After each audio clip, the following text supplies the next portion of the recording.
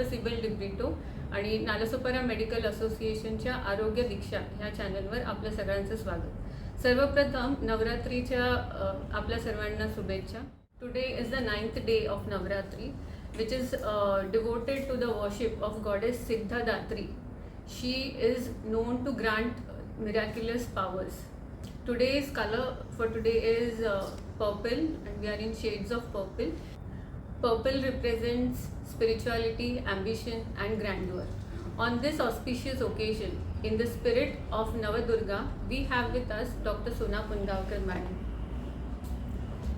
Madam is a renowned radiologist not only in Nalasopara but all over Mumbai. With her expertise in MRI and CT imaging, she has made significant contribution in the field of radiology and has won several awards for the same.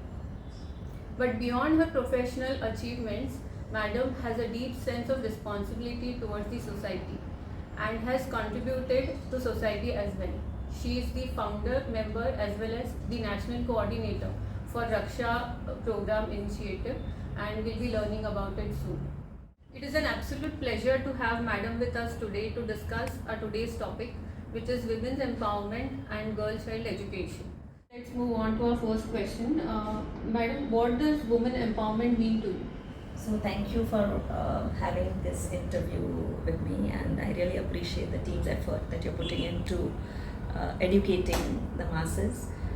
For me, women empowerment was always a given because I grew up in a family where I had a dad who understood that a lady is no less than a male counterpart, and he always encouraged me to do the things that he would encourage my brother to do.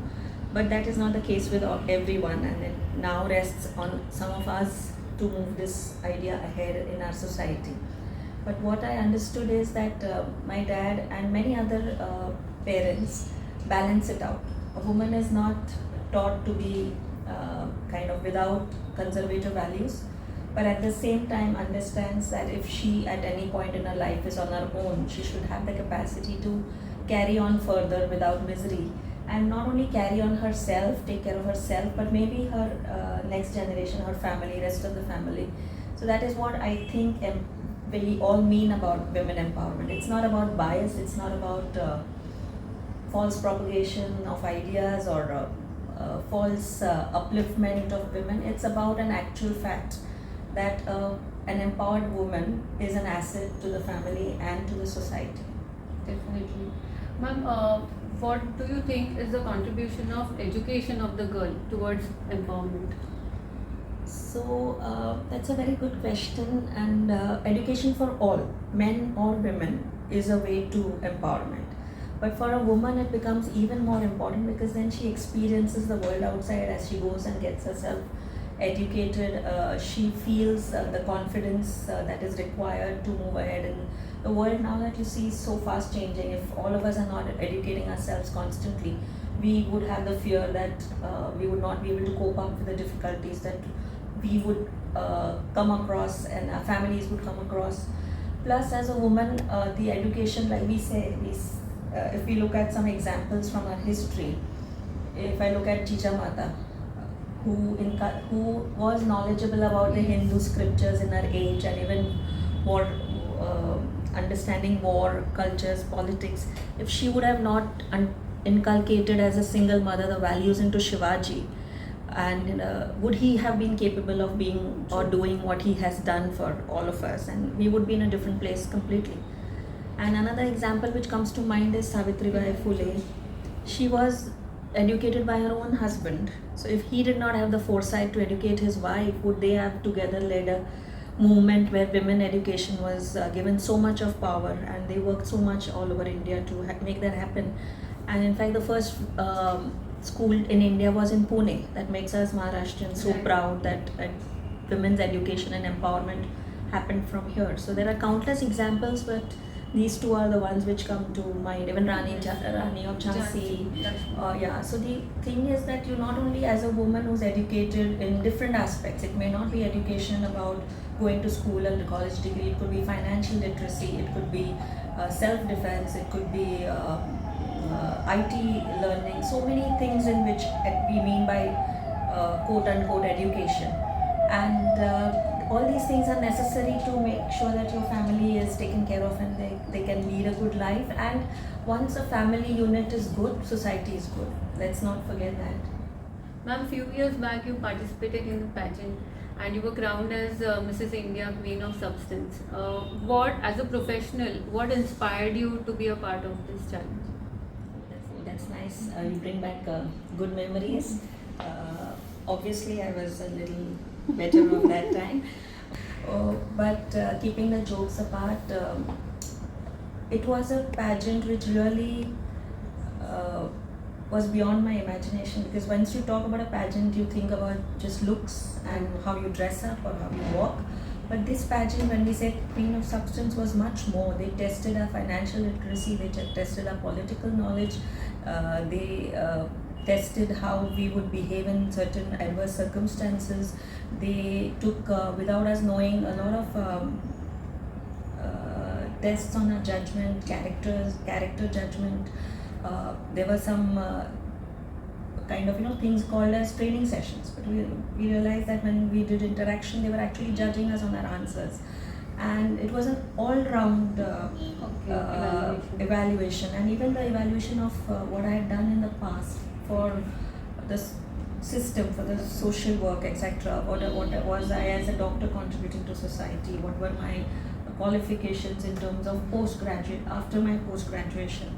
So one important thing in that is Raksha, the radiologist for the Girl Child program, which I started for radiologists across Maharashtra. We came together and we tried to fight against the PCP-NDT oppression that was going on.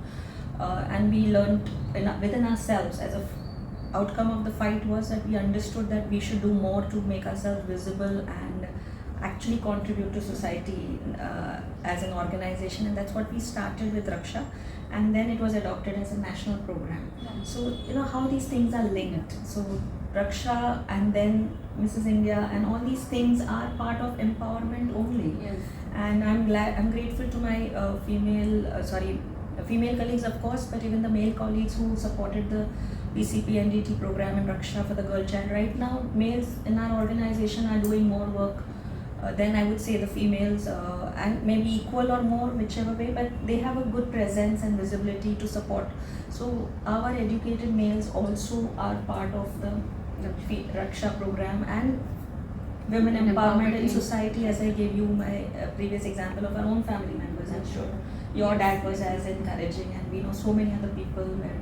But also when you look back, children like us, female children like us, when we are empowered, we sure give back to our families, isn't it? I know examples of countless girls who are taking care of their parents now because their parents had the foresight to give them that power to look after them, earn for themselves, look after themselves. So this is all a vicious cycle. I think men give, and then educating women and giving her the empowerment is even more valuable. Like we've heard Jawaharlal Nehru say that a man, yes, educated, will go out and earn money, but a woman who's educated will create a sense in the family which will contribute to the world as well as earn outside. So it's a dual thing. Like once you're educating a woman, you're doing much more than just giving her empowerment. You are creating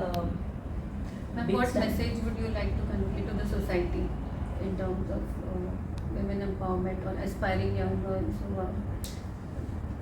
Okay, so we are celebrating the Festival of Goddesses, and you took name of a wonderful goddess who Siddhartha. Yes, and here, so in our culture, we understand that goddesses were always prayed to before gods.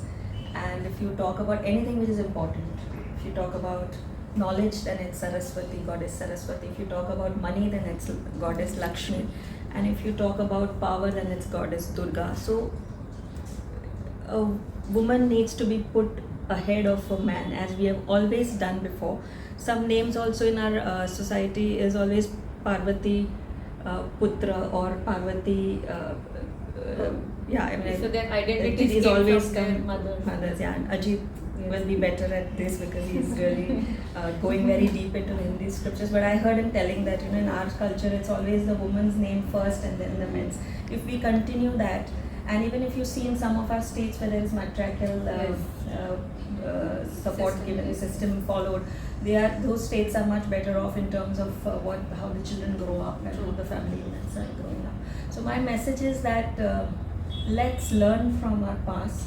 Let's make it even stronger, our future, by creating that in our present. And a woman usually will balance out, and there will surely be much more success and prosperity for the whole state, country, world, as you may say. Yes, definitely. Thank you so much, madam. It was such a delight talking to you today. And on behalf of NMA, I would like to do a traditional felicitation for you. Please accept. Yes. सर्वमङ्गलमाङ्गल्ये शिवे सर्वार्थसाधिके शरण्ये त्र्यम्बके गौरी नारायणी नमोऽस्तुते सर्वमङ्गलमाङ्गल्ये